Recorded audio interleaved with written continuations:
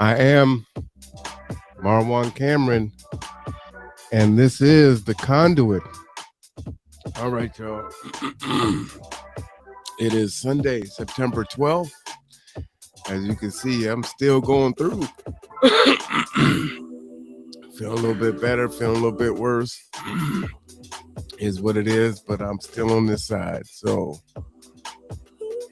couldn't do a show yesterday, but I needed to do a show yesterday.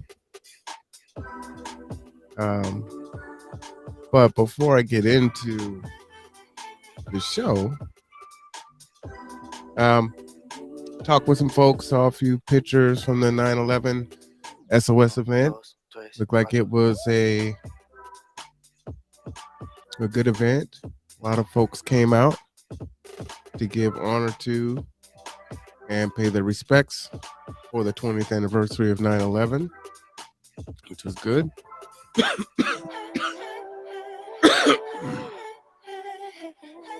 So happy that we could be a part of trying to help promote that, support that effort.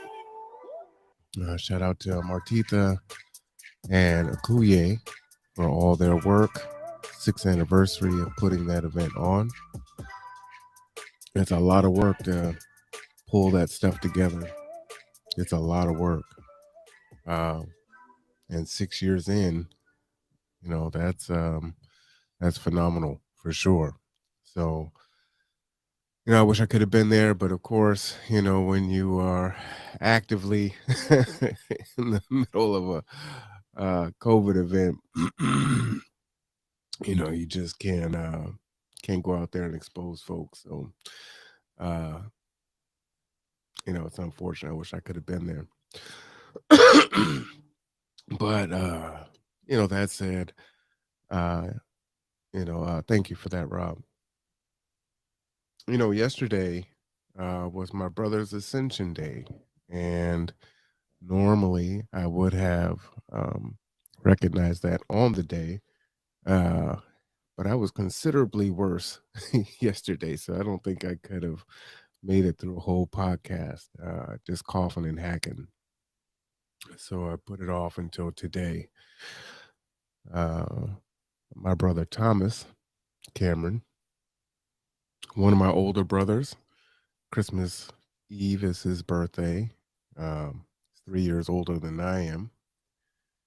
So he would be 51 this year, come Christmas Eve. But unfortunately, he passed away on 9/11 in 2019. So this is his second anniversary. And just kind of show a few pictures of my brother here. This is when he was a lot younger. Those buck teeth that we all have, right? Man, I'm assuming that must be the 70s because that collar is just not popping. You know what I'm saying? Button all the way to the top with the flower pattern. That might actually be hot today, but got that curly hair. This is Thomas with the judge. I think those are like the guardian ad litems. He's getting ready to, I believe, be adopted into the Cameron family. That's me and Tom at my brother Jared's. I think this is his adoption party. Jared, shout out to him. He lives in D.C. With his wife and 2 lovely children. Yeah, he and I are the same age, born about a month and a half apart. And that's me and Tom there. What's so interesting is you'll see him, older pictures of him. You can already see how muscular he is even as a little kid, He just had this natural muscle and strength about him. Didn't lift weights either. That is my brother Jared that I was talking about with Tom. Tom definitely was a jokester for sure.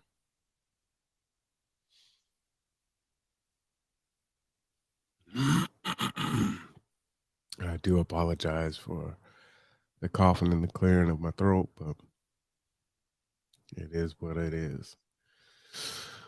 Oh man. So, it's interesting. I don't even remember. This is a picture of Tom. Like I said, he just had this natural physique about him. Definitely proud of his body and his hair. The Black Fabio. Oh, for sure. Uh, is Tom too. One thing about Tom is he was extremely ticklish. So he is super strong. He's like way stronger than I was. So the only way to beat Tom was to tickle him. So if he had you in a chokehold or any kind of submission hold, you had to tickle Tom to get him off of you. It worked, but man, he was strong and he was fast. He was a cross country runner in school, and he just had this. He was fast and he was tireless. He can run distance and he can run quick. This is Tom. Uh, Definitely would say he was the black sheep of the family for sure. Tom loved material things for sure. He was definitely a collector. Also, I think he had genius level intellect. This is, I think Tom had just got out of prison, and I went to go see him somewhere. I don't remember where we were. He had this huge, crazy beard, you know. Um, I didn't know what year that was, but it was good to see him. I remember, I think the longest time he had done is like 12 or 13 years he was down, and he got out. And there's cell phones, and there's oh, the one time he went in, there were like the Motorola flip phones, right? Because he actually used to chip them and sell them. And I was so crazy about that story is I'd ride around with him, and we'd ride downtown Seattle and sell these clone phones for 150 to $200 a pop, and they're only on for like 30 days to high level businessmen in downtown Seattle. I mean, people that were clearly making over six figures and more, and they were buying these chip phones that were only good for 30 days. So it was just so interesting. One thing about Tom is he could talk to anyone, and I mean from across any spectrum, and he was just interested in people. So something really interesting about him. Like I said, he was the black sheep of the family. So of course he had to get a picture. If Instagram was a thing, this is way pre Instagram, but this is definitely something you would see today in an Instagram or TikTok or whatever. He definitely was built for this era for sure. But this was probably, I don't know, easily 10, 15 years ago, I would think. He's got his bulletproof vest on, and yeah, Tom was something else. He loved cars. Some of his friends here. I don't know if that's a Dodge Viper or what it is. He's owned some pretty expensive cars over his lifetime. uh, Typhoons, just like crazy vehicles. You know, I told you that I only went to the ninth grade, and so I attempted to go to Roosevelt High School, and I was living with my foster mother at the time, and my brother had a silver Peugeot. In the back seat, you couldn't sit in it because he had built this big speaker box, and I think he had 18s or 20s in the back seat. And the bass was so loud it would literally take your breath away when the bass would hit. And so it was a manual. And so my foster mother, she went to Roosevelt. She's like, well, you know what? You go to my school. So she didn't tell me exactly what I needed to do. you know, Shout out to Faye, the Matthews family. Uh, so I would go up and I would just sit in the administrative office every day for like 2 weeks trying to figure it out, right? And so my brother's like, "Yeah, I'll come and hang out. I'm not in school, I'm kind of doing my thing. I'm in my element." And so he would come and turn his music on as loud as he could during first and second period of class. And the kids are looking out the window and seeing my brother out there, right? So he would have been, either a senior or just his first year out of high school this time. He probably would have been a senior. And I think in the second week, he's out there and the police come and they end up taking him to jail, right? I mean, he's causing a disturbance. I don't know if he's got a warrant or whatever. So they come, they take him to jail. So now I'm here with this silver Peugeot and I don't know how to drive a stick. And I'm all the way in Northgate, um, over by UW, right? Wherever Roosevelt High School is. And we live in Rainier Beach. So I've got to drive this stick shift all the way back. So, I burnt the hell out of the gears trying to get that car home. But I'm still bumping all along, boom, boom, boom. Hey, Jesse. Um, and I burnt the hell out of the clutch on that car. And he says that car was an Audi R8. He was really impressed when I took him for a ride in it. I appreciate that. Yeah, Jesse's in that picture there. One of Tom's really good friends. It's good to hear from you. Talked to his other buddies and his mom yesterday, and they're thinking about Thomas too. But yeah, he loved cars, man. And so anyway, the crazy story is so now I'm driving my brother's car, and I've got this thing. And as I said, he was a very colorful individual, and he knew all these people. So I'm at his girlfriend's house, who was my best friend, and 30 Crips come to the house.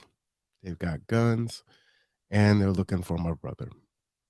Well, I don't, at that point in my life, that's probably the most scared that I've ever been, because I didn't know what was going to happen.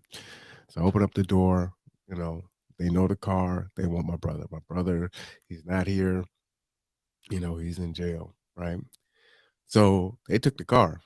And it's like, yeah, I don't know what I'm supposed to do. I can't beat 30 Crips with guns. And, I mean, at the time, what was I? Ninth grade, 10th grade. I'm either 15 or 16 years old. Yeah, I'm like, yeah, take it. So Tom gets out, right? Now, this is my brother. He finds his car. The only thing that's wrong with it is the driver's side window was broken because I don't know why they broke the window, but the driver's side window was broken. My brother made me pay to fix that window. Now, that's a crazy story, right?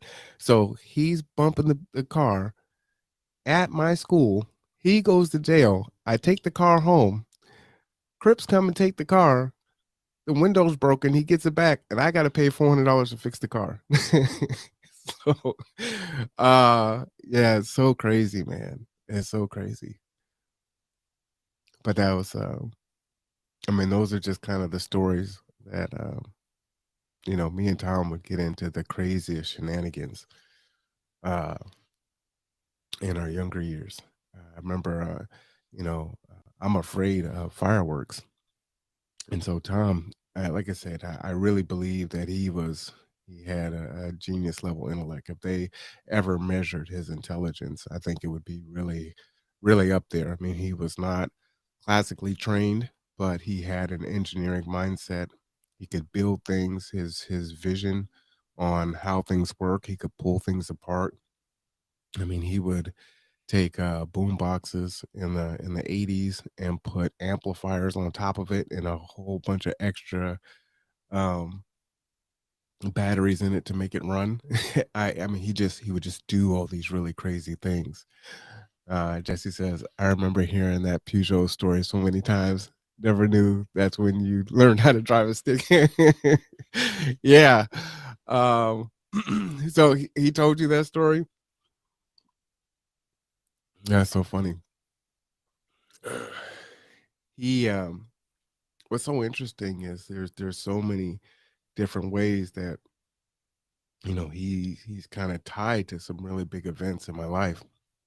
But anyway, like I was saying, I was made me afraid of fireworks. He would take fireworks apart and make different fireworks. So he'd put all the extra gunpowder together and do all this other stuff. So he took one of those things called Roman candles, and he uh modified it somehow. I don't know. And kids shoot each other with Roman candles, whatever, but he found some kind of way where I don't know, it hit me and it caught my pant leg on fire.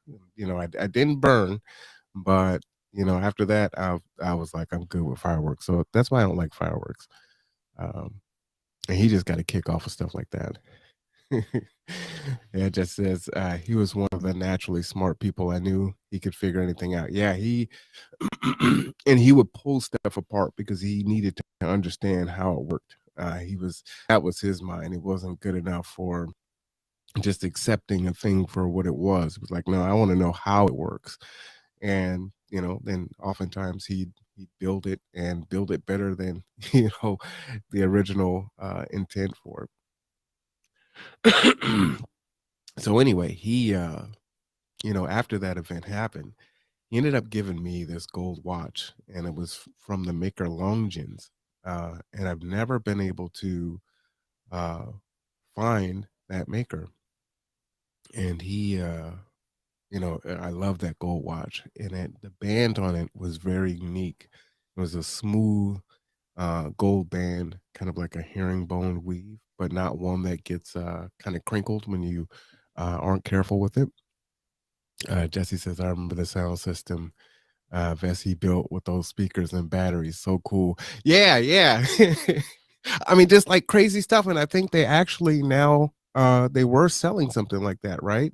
Some high-end vest or North Face jackets with speakers with the earbuds built into it or something like that. I don't know. Or there's like solar things in the pads. I mean, he would do things like that, you know, decades before anyone would even consider trying something like that. So, but he bought me this watch, and it was my favorite watch. Nothing else was like it. And so this is during the era of like Black Hills gold, that nugget kind of gold, and um, I mean that was cool, for its time. But this was a unique thing. I never heard of long jeans, and nobody else had it, so it was really cool. And that watch ended up saving my life. And so they say statistically, a black man may not make it to see his 21st birthday, and that was me. So I was at a house party playing dominoes. It's like 1:30 in the morning. I'm out in the Rainier Beach area, out at Stock Market. I think before it was Stock Market, it was like Big Bear. So we're talking about way back here on Rainier and Henderson. And I leave, right? And this is back, you know, cell phone era. So this is the 90s. I think this was 1991, actually. Would I have been 21 in 91? Whenever it was, whatever the math is, that works out for that. And, I stop at a payphone. I call my girlfriend, I want to go over and see if she's still up. I want to come and hang out with her. Get off the phone, and I'm just gonna go. I don't know where I was gonna go. I think I was just gonna go to my foster mother's home. Um, and my brother wasn't living there. So interesting about my brother. So when I left home and I went back into foster care, me and Tom had already left, and like I said, he was dating my best friend who lived on the next block over, 2 blocks over from the family house. So we weren't exactly super far away. Um, but then I ended up in a foster home, which was ironically still really close to where the girlfriend's parents lived. And so, the uh, my best friend let Tom stay and live with them for a little while. And then when I left my foster mother's house, he had created such a relationship with my foster mother that he was able to move in with Faye and David and Fran. And it was so interesting that, that relationship was able to be built, and I feel some kind of way about, the foster care system and the fact that, you know, it's really hard to place teenagers, especially teenage black boys that got issues. And so it was one thing for them to take me in. And I have my thoughts on that. No one's perfect, right? But I always felt like it was a money grab. I stayed in a lot of foster homes. I've stayed in a lot of group homes, receiving homes, and I've seen some really bad things. I've stayed with ministers that, they didn't care what I did. You get out early in the morning, you come back in at a certain time, and they don't care what you do during the day. And they get that check every month, and you're not going to see a dime of it go towards you, aside from, giving you your cot, and you don't even get 3 hots. Um, I've lived with roaches and been locked in basements and the state's legally paying for it. And so, I appreciate the fact that the Matthews family took my brother in when they didn't have to, right? The state and took me in, placed me there. So that was a paid relationship that actually grew beyond that. And it grew so far beyond that that they accepted my brother in that way too. So I do appreciate that. And like with all families, there's always drama, but it is what it is.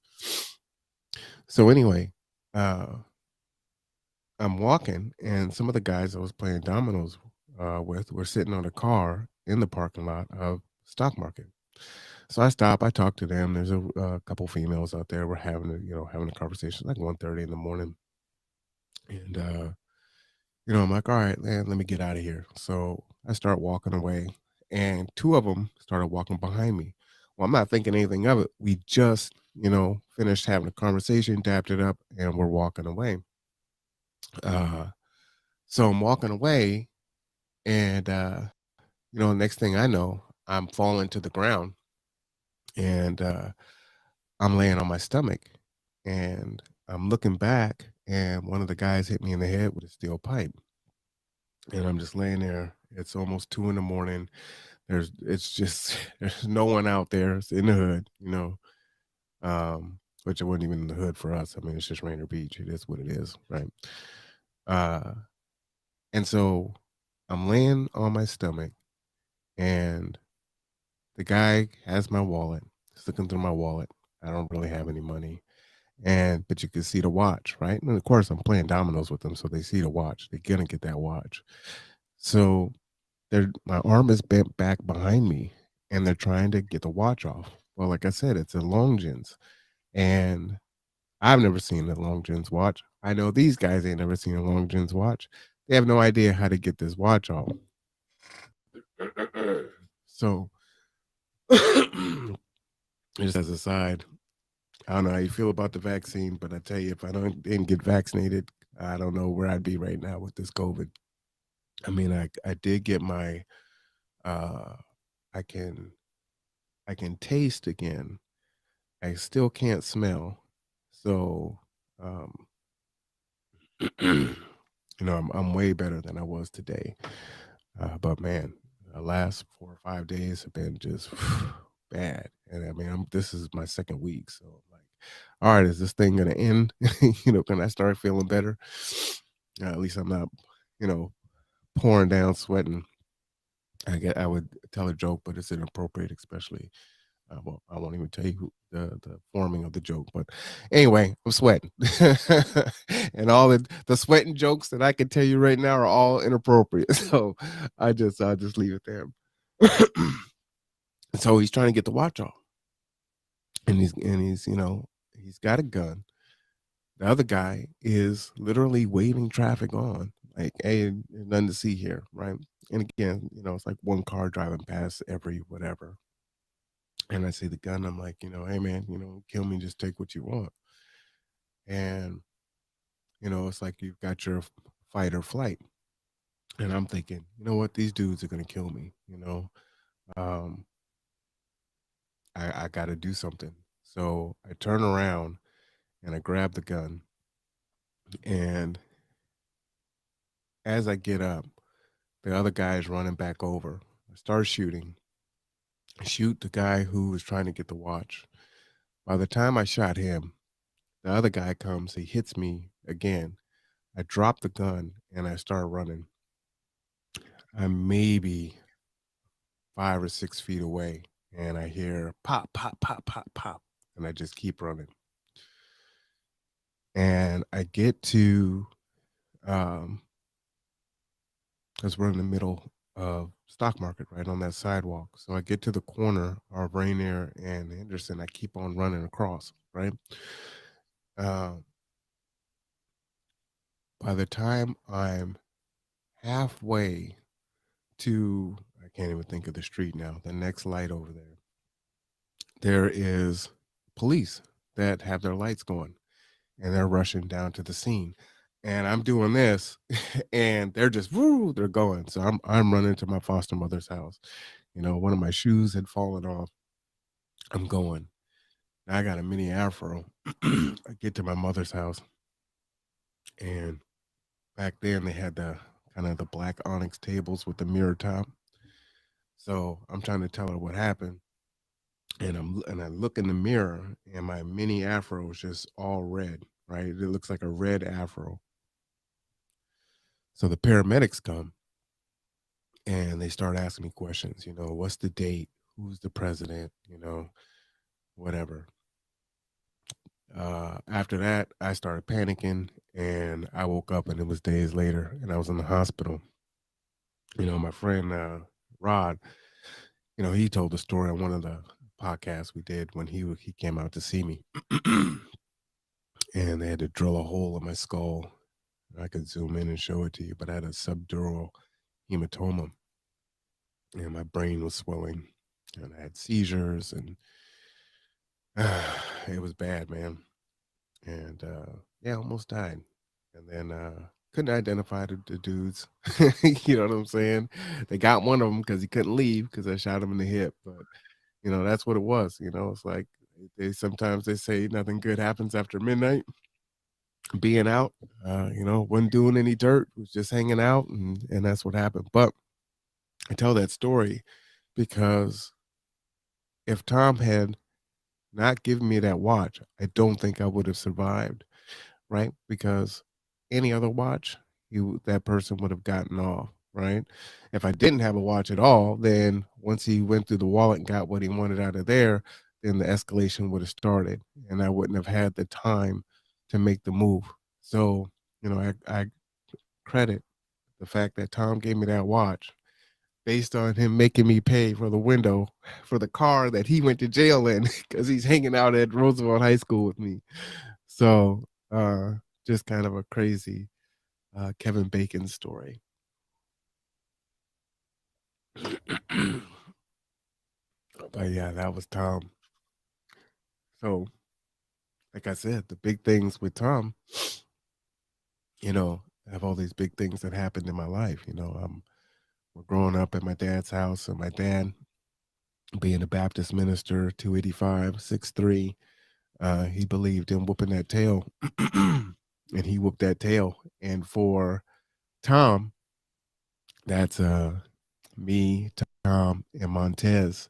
So when we were growing up, uh, you had the Cameron family, which my dad adopted all these kids, right? And then you had the Cornelius family.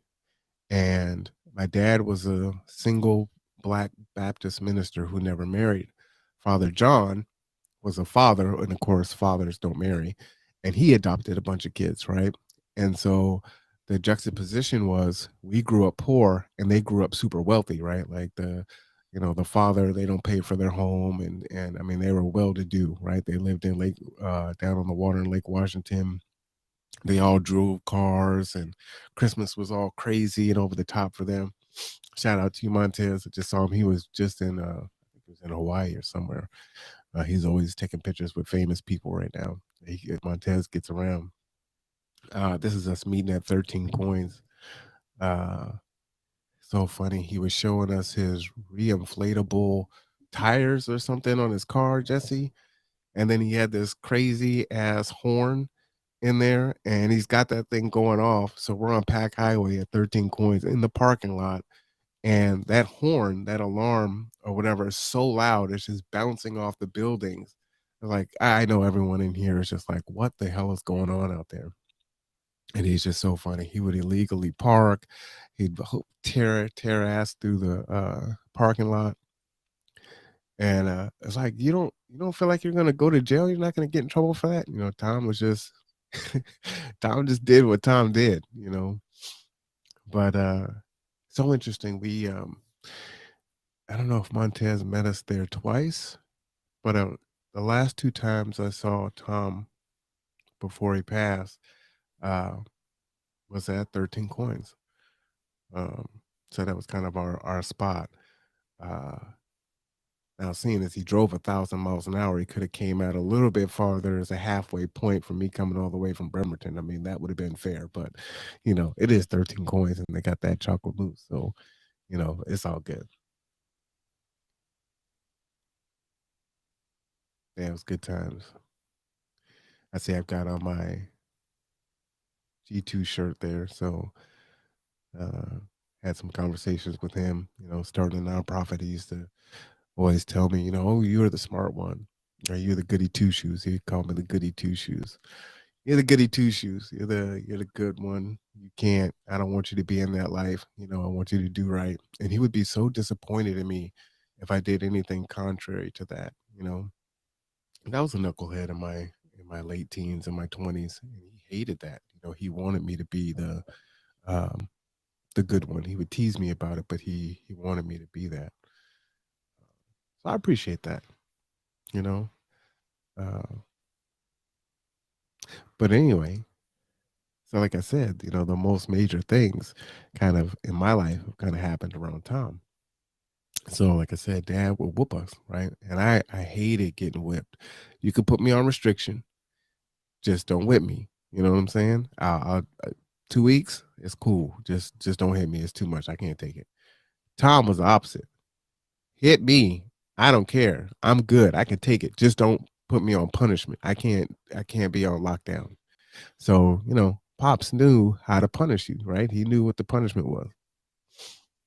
Now sometimes you got both. You got beat and you got put on restriction. you know. But we both had our what we wanted. So we did something. I can't remember what it was. And we might have scared our baby sister. So this could be what happened. I don't remember what the catalyst was to get us to run away. But back in the tape era, right?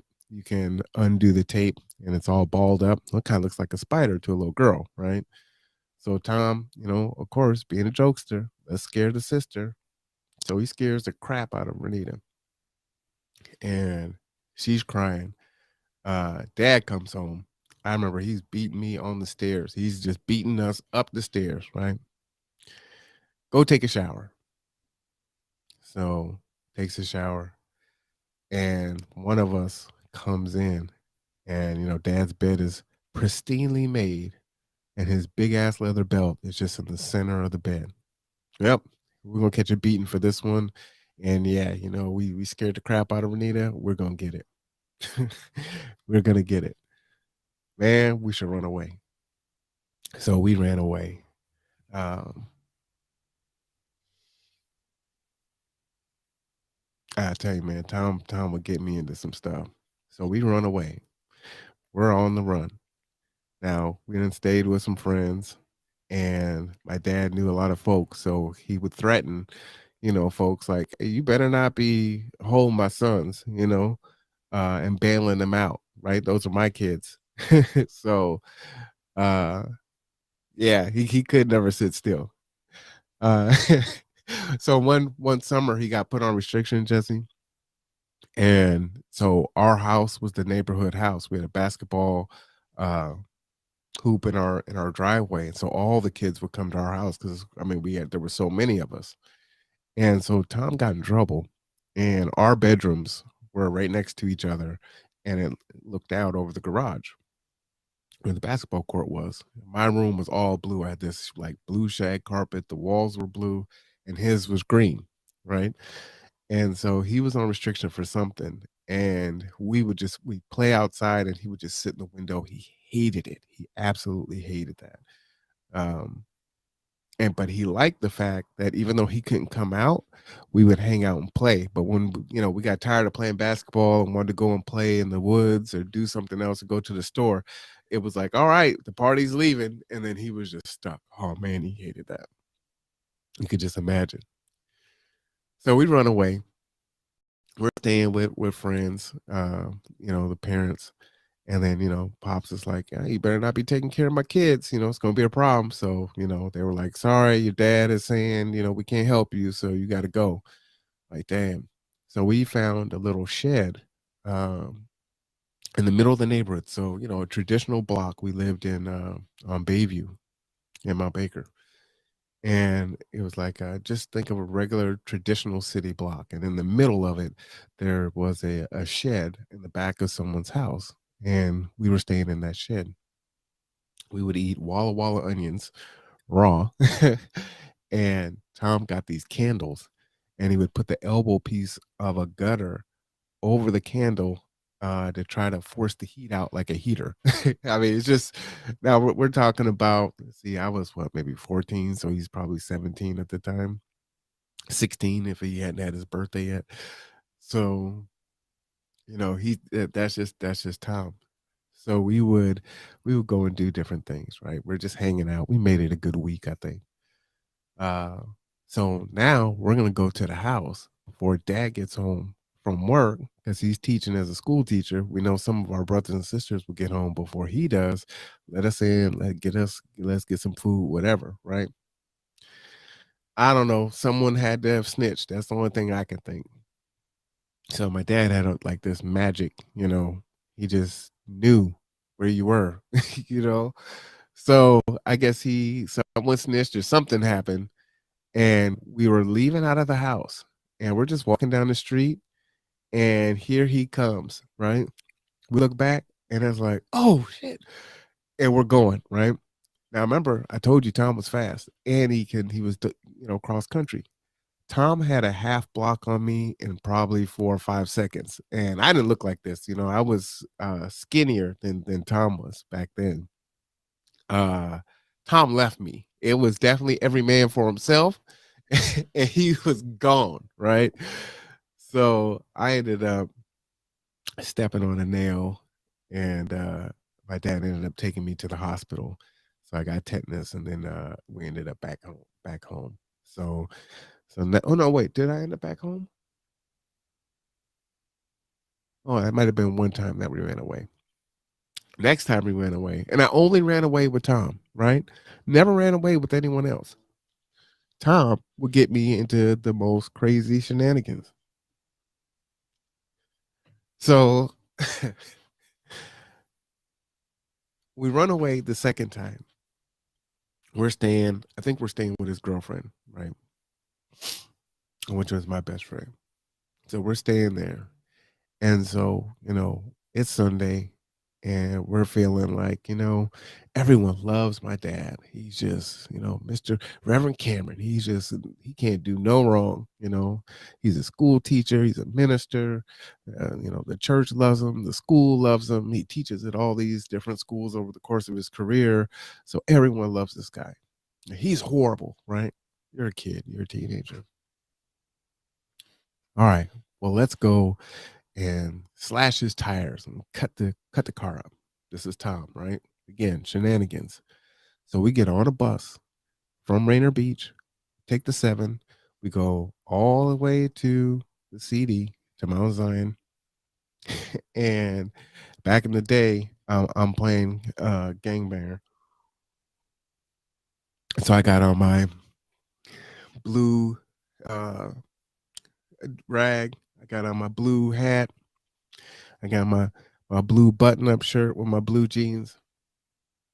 And so we get off the bus, and Tom gives me a broken butcher knife, like broken in half. And he says, all right, I got a knife, you got a knife. Let's go and slash the tires, cut up the seats in the station wagon. All right. We're walking. We're walking.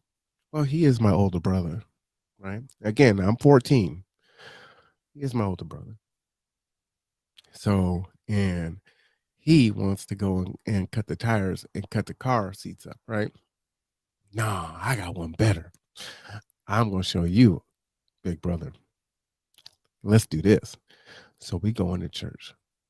Now, this is the biggest black church in, I'm pretty sure, Washington State, right? Like Reverend McKinney at the time marched with King. Um, I mean, this is a big church. We walk into the foyer. My grandmother comes out. She's going to the bathroom. She literally walks past me and doesn't even know who I am. So I go into the church. My dad's upstairs in the balcony. Now, they broadcast the church service and way back then. And so you walk up the stairs to the balcony. The first door on the left is the radio station or the studio. And he's sitting literally like on the second, you know, a pew on the balcony. So there's the fam is all there. So I tap him on the shoulder. Next time I see you, I'm gonna kill you. Right? Got on my blue rag, my blue ball cap, my black sunglasses. You know what I'm saying? I'm looking like Snoop Dogg, just as skinny back then. And so I walk away, right? Like, yeah, I showed him, right? I've embarrassed him in front of, all these people that think that my dad is just so great. I get to the top of the stairs and this hand comes on my shoulder and just clamps down on me, big ass bear paw. And he turns me around. And remember I told you, about the gang members on the porch and being scared? Yeah, no, that was nothing. I was terrified. That knife came up, Jason Voorhees. And he gave me a broken and a half butcher knife. I mean, it really didn't do much to my dad. But I did stab him in the chest like 3 times. So I'm falling down the stairs of the balcony. I'm rolling down. My hat comes off. My sunglasses fall off. And I walk into the foyer, and the Secret Service at the church, the men tackle me, right? I don't even make it outside the church. And I wasn't trying to run. I was just walking.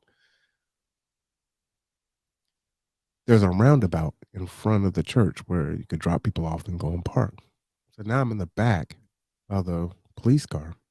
Church is over now. Sweat's pouring down my face. Everyone's walking past.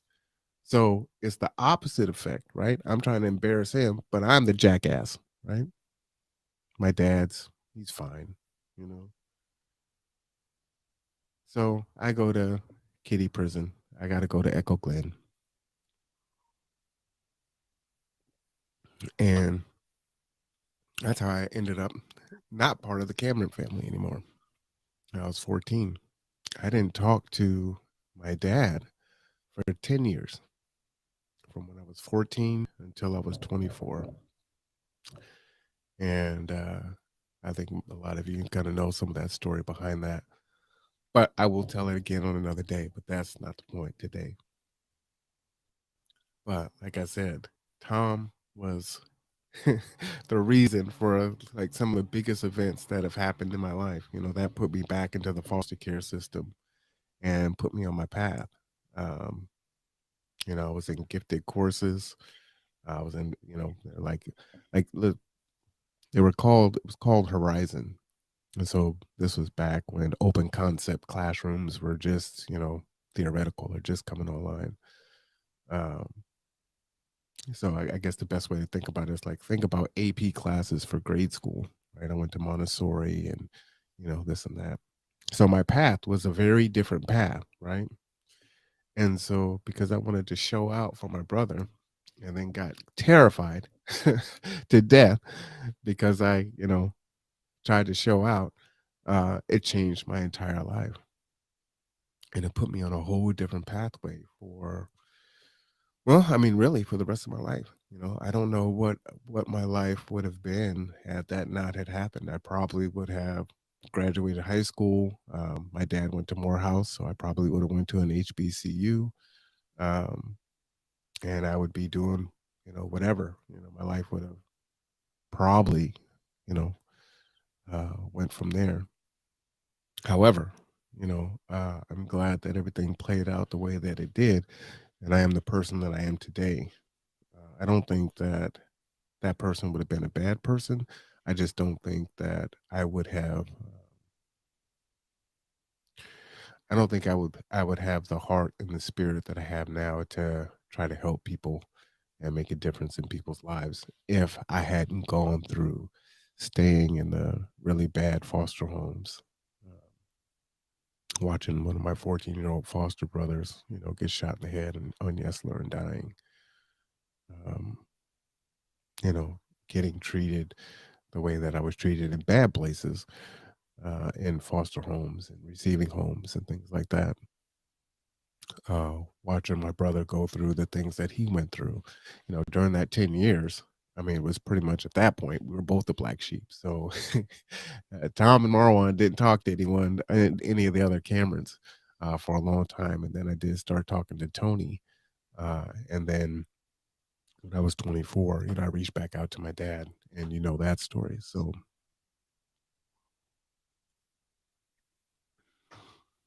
what's so crazy is at one point in time, Tom and I had the same probation officer, which is really crazy.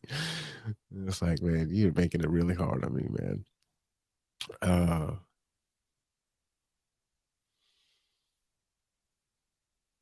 yeah, I miss Tom.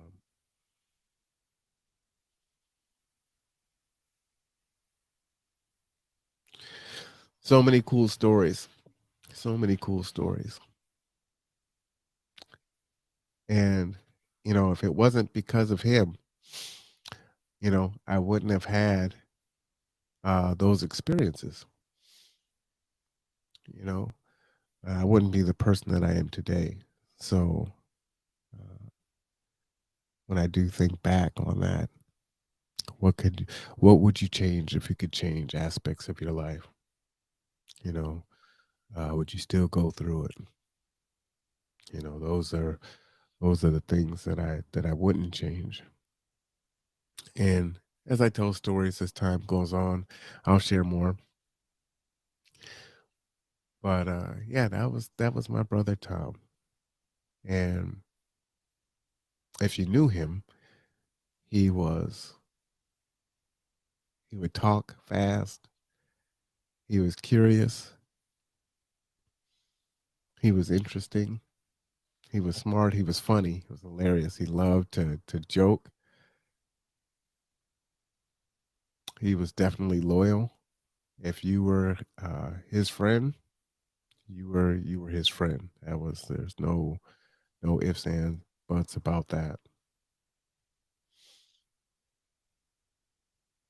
He loved material things and he loved the finer things. Tom Tom he had whatever he had, modifications on cars or stereo equipment, whatever it was, he would have just like the most, to me, the most high end type stuff that I've never heard of before. That's not in any catalog that you can see. Tom was the type of you go into that store and if you have to ask the price and you can't afford it, that was Tom to me. And he'd come and show you this and this is that, and he run down all the specs on it, and you're just like eyes are glazed over, like that has no meaning to me. But he's going off and he just loves it, right? And it's super interesting. Uh, and I'm glad that he got a chance to reconnect with dad. They never ever got super close. I remember we bought my dad's house for him after I got married, and we had a barbecue. And Tom came out, and I think he might have been in the Typhoon or he might have been in a Viper. I can't remember. And he would take people out for rides in it. And so Tom was kind of like this, the celebrity family member with these, super fancy cars. And he'd come out and just kind of tell these stories. And my dad being a Baptist minister, we would tell some funny stories, to try to get his goat. And he would just tell these really wild things, about his experiences, and it was so funny. My dad just would just look at him in amazement, like, "Okay, Tom, that's Tom."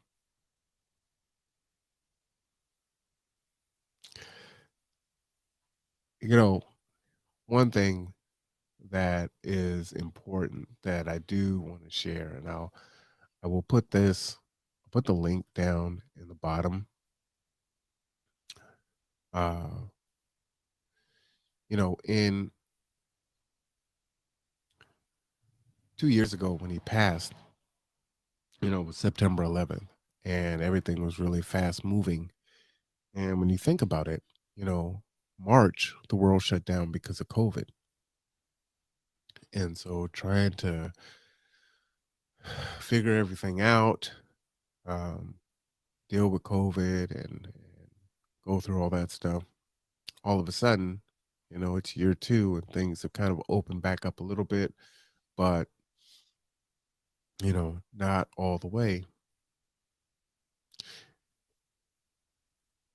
But his passing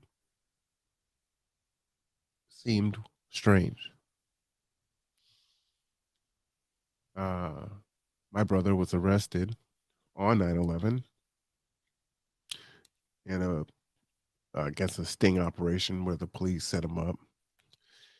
And within an hour, he was found hanging in the Kent jail. Uh, I did a Freedom of Information Act to try to get the information on that. That's what you're seeing below is a podcast where I actually go through the findings on what they gave me. To me, a lot of it didn't make any sense. My brother, from all accounts, all the people that I spoke to him or spoke to, did not uh, see any indicators that he was talking about. He had any kind of suicidal ideation. Um, he had plans. Things were going fine for him. And I mean, he had a lot of plans. This wasn't, there was no getting his affairs in order or writing letters or doing any of these things. And, my brother has done plenty of years in prison. So and he's also beat the police and the system on several occasions, right? Like I said, he's not a stupid man. And so he's fought the law and the law didn't win. So saying that he was afraid of going back to prison. I don't believe that because he could have bailed out. He would have had an attorney. He definitely would have fought it, right? He had the money to bail out, so this wasn't a thing where he wasn't gonna have no bail, right? This wasn't a violent crime. So he gets arrested and he's in a holding cell, and within 1 hour, he is hanging dead. I put this article up because nationwide, Black men are being found hung either in police stations or I'll say in police custody or just outside. And the media doesn't really talk about it.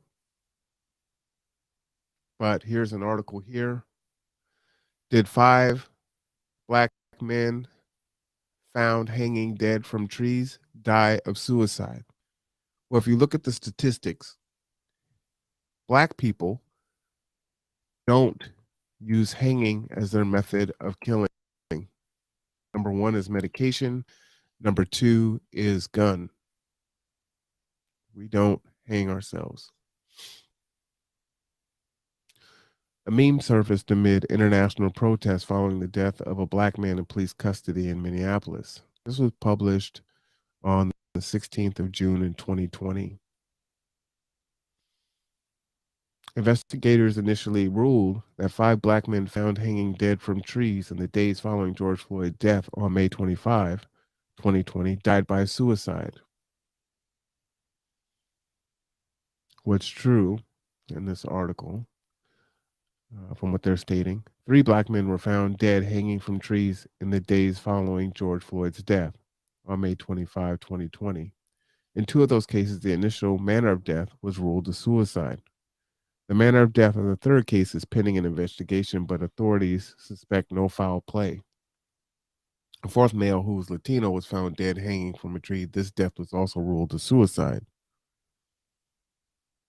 And the family reportedly told authorities he was suicidal.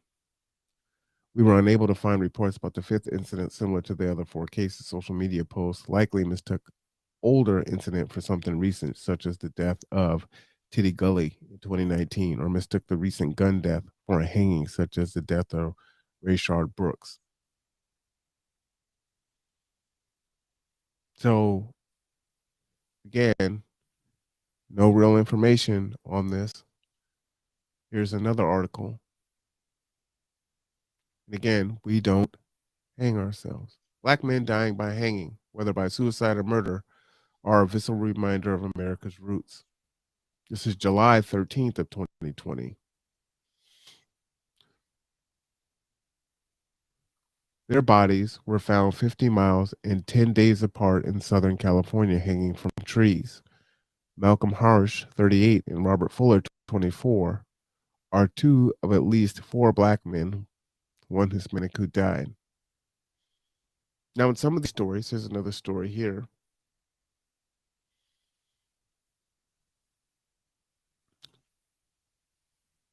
Their hands were tied behind their back. They are found hanging at a park. And because they don't see any visible struggle marks, it's a suicide. But the family members are saying, no, he wasn't suicidal. He wouldn't have done that. Orlando police released evidence in death of black man found hanging in a tree. October 13, 2020. This isn't 1919. This isn't the 60s. This isn't the civil rights era. This isn't the 80s. This is ago.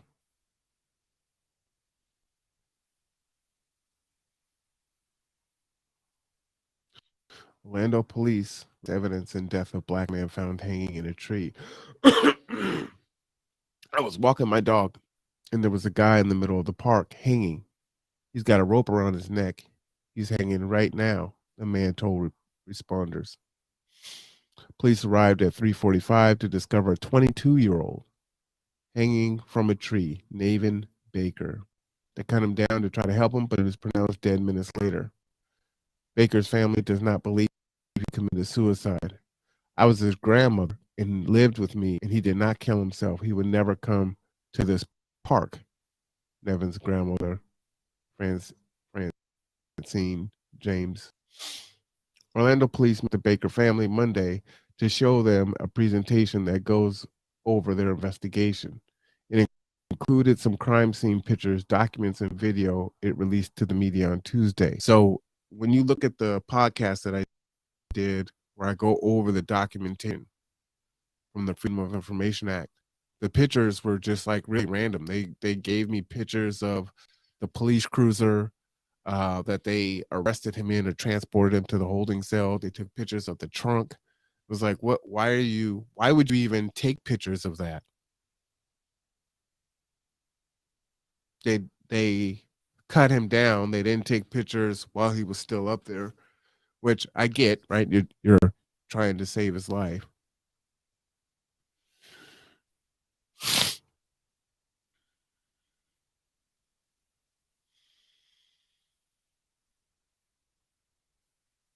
Now, admittedly, they are supposed to check on the holding cell every so often, like every 15 minutes or so. but that wasn't done. And then they said in their report that when they did go to check on him one of the times, he was not responding, but he was in over by the toilet, which doesn't have a camera, so they couldn't see him. But hanging still takes some time, right? This isn't, you don't just die instantly. So when they're calling out to him in the time that they're checking in these intervals, they don't hear anything in the room either, right?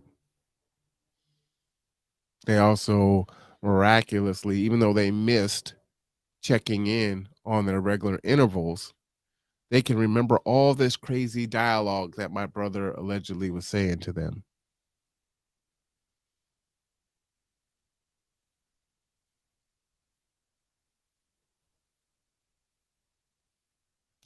In the article, the meeting or document have not stopped community organizers from staging demonstrations outside Orlando City, demanding a more detailed investigation. No matter what it was said, we cannot get away with the botching investigation, Lawana Gelzer said. Baker's family has said witnesses said Nevins saw Nevin with bruises, missing teeth, and that his hands were tied, but the crime scene photos prove otherwise. The forensic pictures show no cuts, bruises, or signs of struggle. Even with the footage that was shown to us, we left that room not feeling satisfied, not feeling like we were getting any kind of real answers.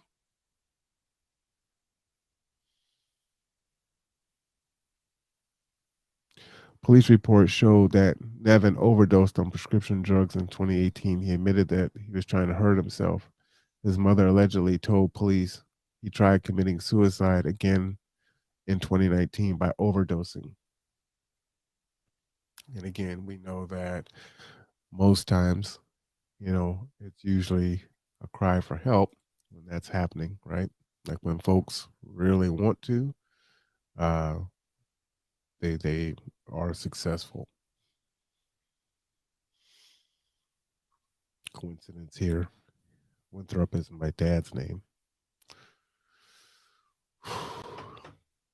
January of this year, relatives of black men found hanging from tree in Mississippi sue girlfriend's family.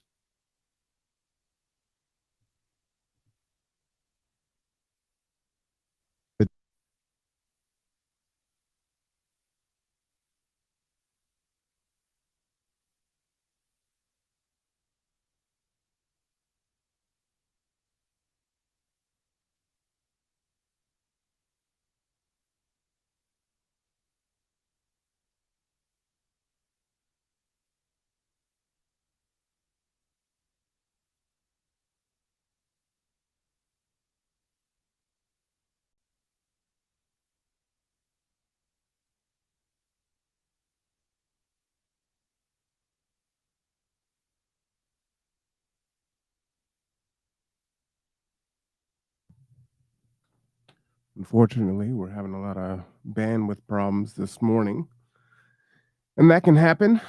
But I want to thank everyone for joining me today for this reflection for my brother Thomas. Um, Folks have suggested that I reach out to some different organizations that may be able to help. And I'll continue to keep you updated on that. To date, that has not been fruitful, but it's important to share this information because clearly there are other families that are experiencing situations that require uh, a closer look and support. So, anyhow, it's 9/11. It's a day to remember what happened on 2001. Earlier this morning, you saw the presentation of the 911 9/11 Sacrifices Service Program that happens every year um, down at Evergreen Park. And I was honored to be selected to speak alongside uh, our local politicians here, and that was a good experience. So check that out. And it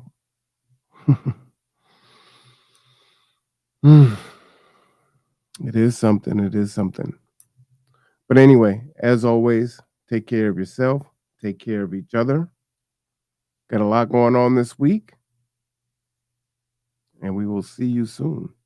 I'm Marwan Cameron. This is The Conduit.